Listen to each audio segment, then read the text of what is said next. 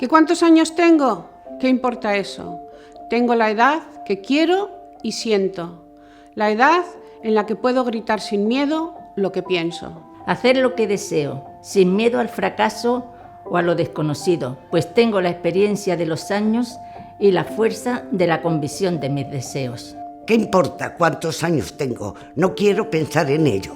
Pues unos dicen que estoy viejo y otros que estoy en el apogeo. Pero no es por la edad que tengo, ni lo que la gente dice, sino lo que mi corazón siente y el cerebro dicte. Tengo los años necesarios para gritar lo que pienso, para hacer lo que quiero, para reconocer hierros viejos, rectificar caminos y atesorar éxitos. Ahora no tienen por qué decir, estás muy joven, no lo lograrás.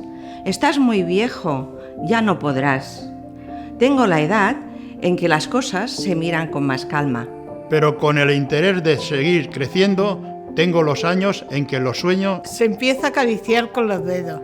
Las ilusiones se convierten en esperanza. Tengo los años en que el amor a veces es una loca llamarada, ansiosa de consumirse en el fuego de una pasión deseada. Y otras es un remanso de paz, como el atardecer en la playa.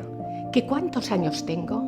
No necesito marcarlos con un número, pues mis anhelos alcanzados, mis triunfos obtenidos. Las lágrimas que por el camino derramé al ver mis ilusiones truncadas valen mucho más que eso. ¿Qué importa si cumplo 50, 70 o más? Pues lo que importa es la edad que siento.